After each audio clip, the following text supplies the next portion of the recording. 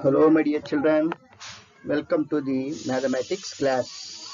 Today we are going to discuss Introduction to Euclid's Geometry. In this chapter, we are going to discuss the sums in exercise 5.1. Okay, my dear children, are you ready to listen the class? Right. See the first question.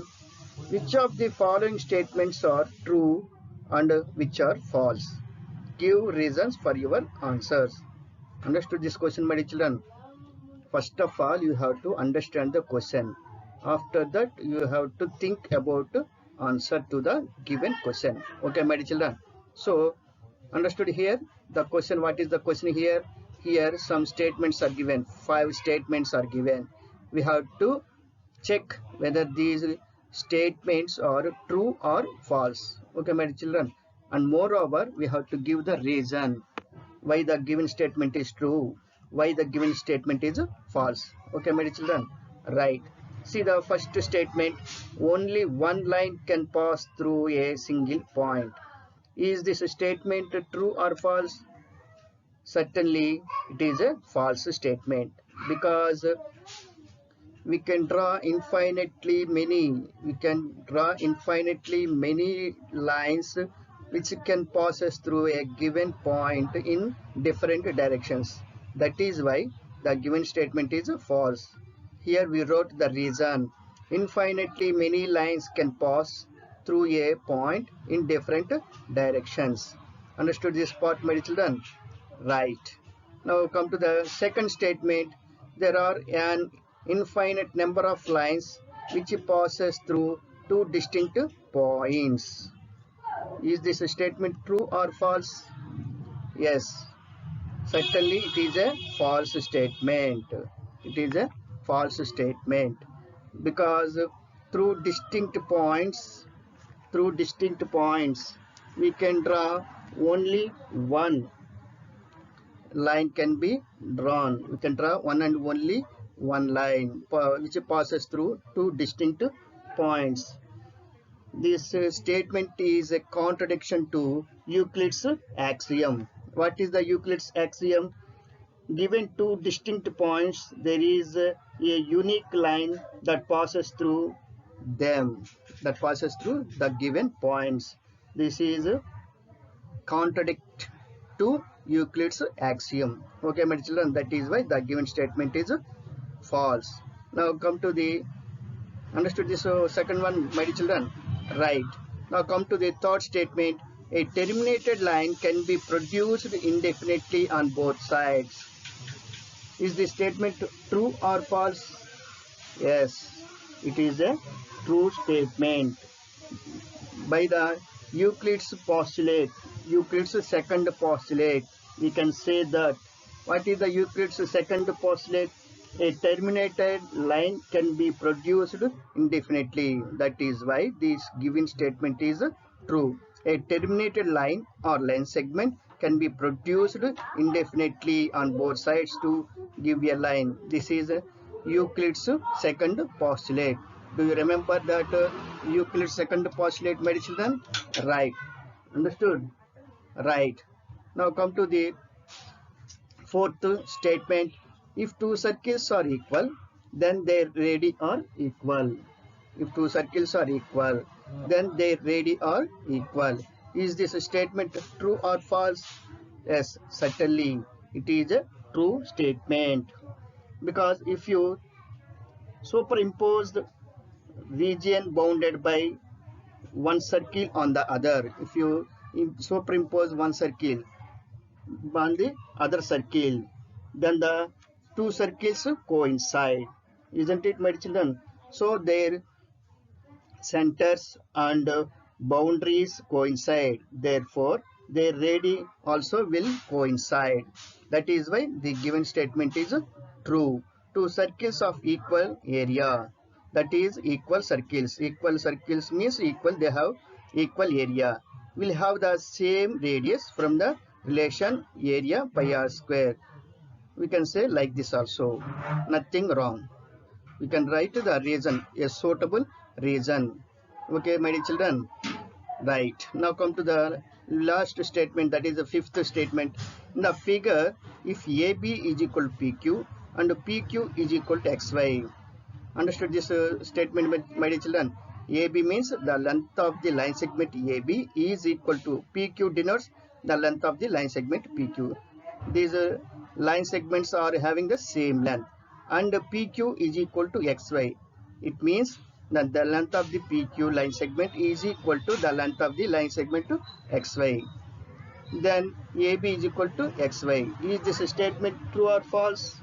Yes, it is a true statement, because by the first axiom of Euclid's first axiom.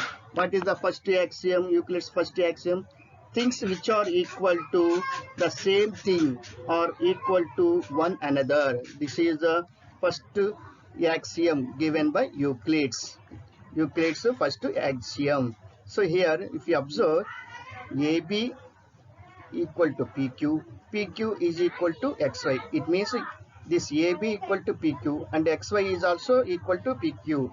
These two things, AB and XY, are equal to PQ. Then automatically AB is equal to XY. These two are also equal. These two things are equal to some third object. Then automatically these first two things are said to be equal to one another. Understood, my dear children? Right. Now come to the question number 2. Give a definition for each of the following terms. Here some geometrical related terms, 5 geometrical related terms were given. Understood this question, my dear children? Are there other terms that need to be defined first? When you are defining these geometrical terms, again, there are any terms should be defined first? They are asking like this. What are they? What are the terms to be defined first, and how might you define them? Then how do you define that new terms to define these geometrical terms? Okay, my dear children, see here the first part. What is the first part? Come to the answer. Parallel lines. How do you define parallel lines? Two straight lines which have no point in common are said to be parallel to each other. Isn't it or not, my dear children? You define parallel lines like this. Two straight lines are said to be parallel which have no point in common. Then the two lines are said to be parallel to each other. If you observe this definition, two geometrical terms are involved. What are the two geometrical terms? Straight line and point. So we have to define again these two terms. Point and straight line will have to be defined first. Point and straight line as. Now come to the question number 3. Consider two postulates given below. Okay, my dear children, here two postulates are given. Means these two statements are geometrically true statements. Okay, my dear children, right.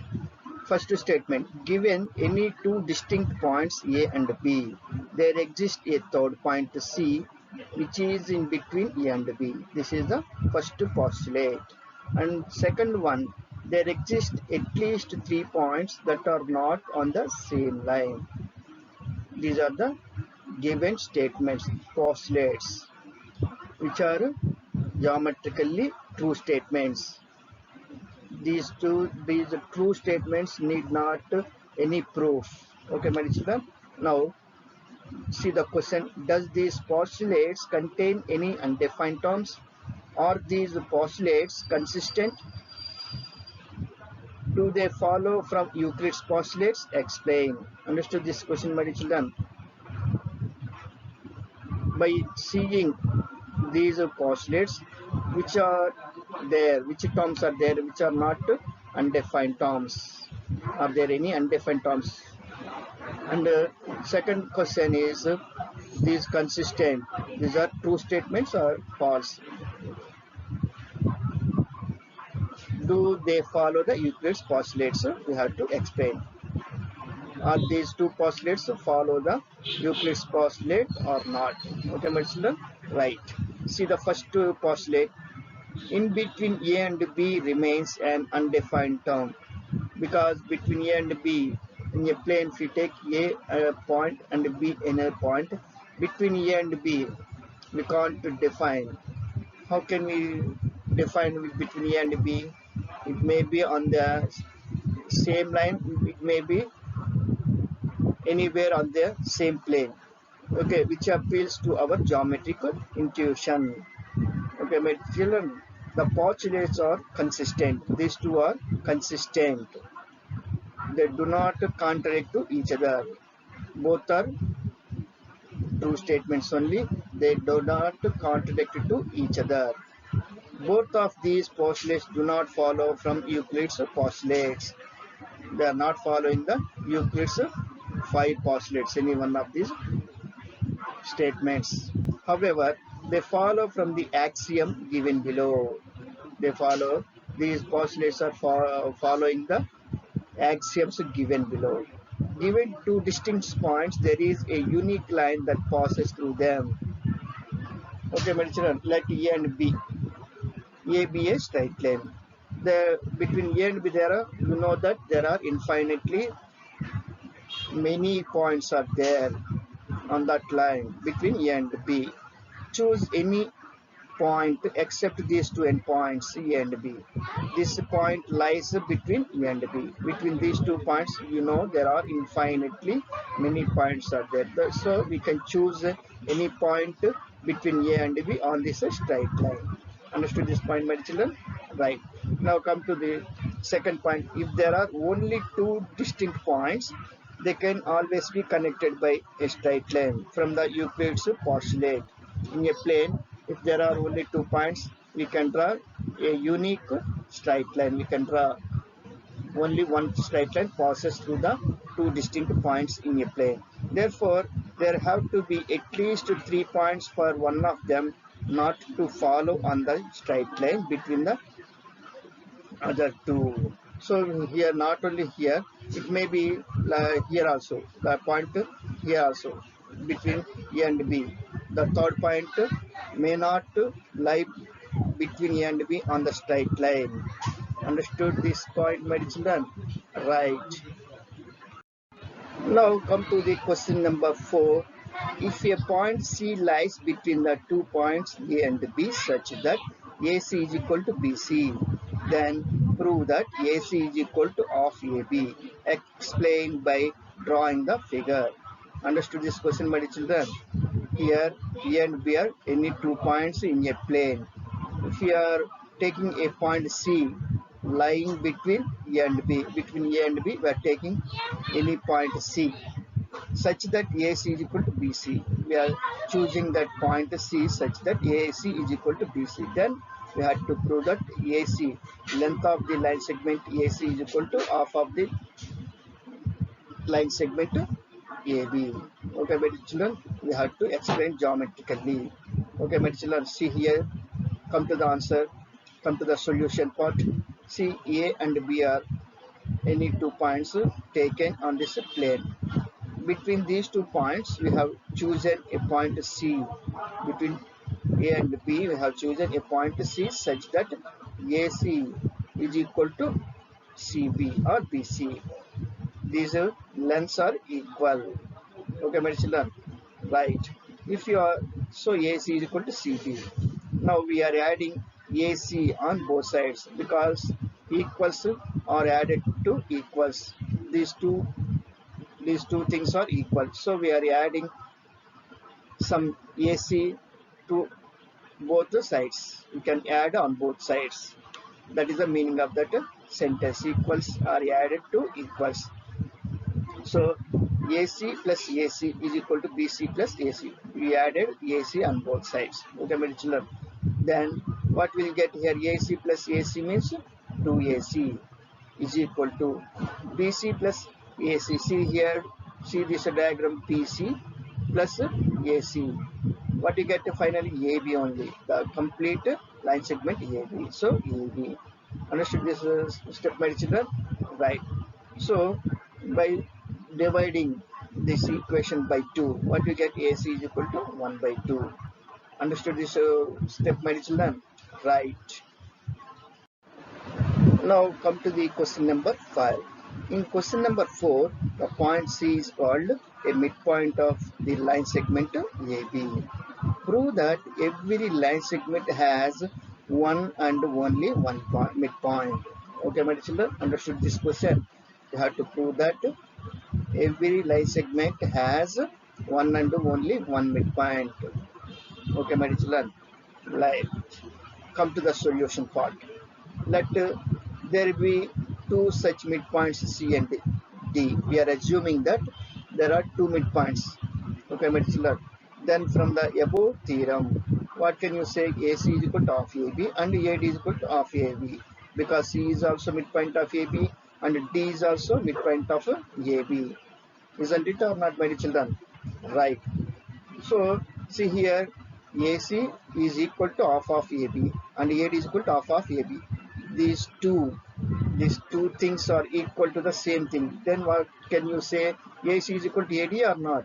Yes. Therefore, AC is equal to AD. We have read, we have learnt. If two things are equal to the same thing, then the things are equal to one another. This is the first axiom of Euclid's first axiom.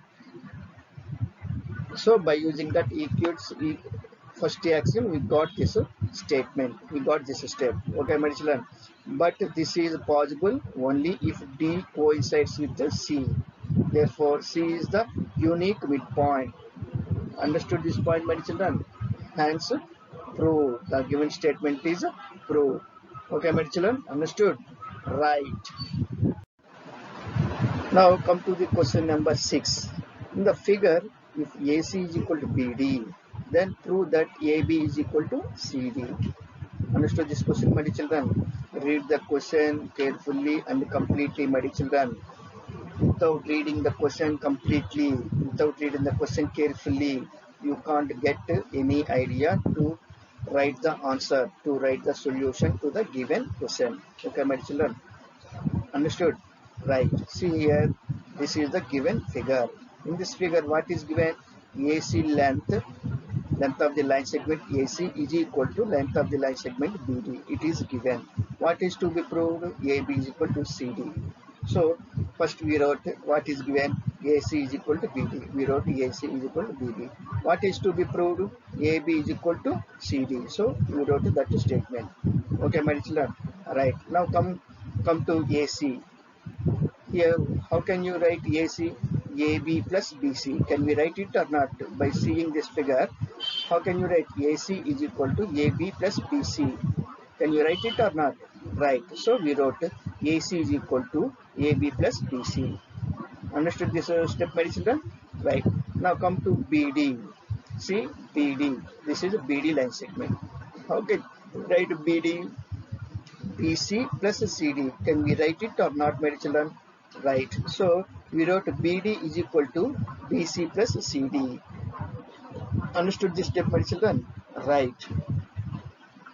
As AC is equal to BD, because it is already given. AC is equal to BD already given. So we wrote that condition. Again we are writing that condition. AC can be written as AB plus BC. Already we have written AC is equal to AB plus BC. Similarly, BD can be written as BC plus CD. We have written BD is equal to BC plus CD. Okay, my children. Now, from both sides, we are subtracting BC because there is an axiom. Euclid's axiom is there. Euclid's axiom. What is the Euclid's axiom? If equals are subtracted, the remains are equal. The remains are equal. So by using that Euclid's axiom, we are subtracting BC from both sides. Then what will be remain here? AB is equal to CD. AB and CD are equal. Hence the given statement is proved. Understood, my children? Right. Now come to the question number 7. Why is axiom 5 in the list of Euclid's axioms considered a universal truth? Understood this question, my children? Euclid's axiom 5. It is considered as universal truth. Why it is considered as universal truth? We have to write the reason. Note that the question is not about fifth postulate. Don't be confused here, my children. They are asking about fifth axiom, Euclid's fifth axiom, not Euclid's fifth postulate. Okay, my children. Right. See here, what is axiom 5? Whole is always greater than its part. This is Euclid's fifth axiom, not fifth postulate. Okay, my children. This is a universal truth because part is included in the whole and therefore can never be greater than the whole in magnitude. Understood, my children? Right.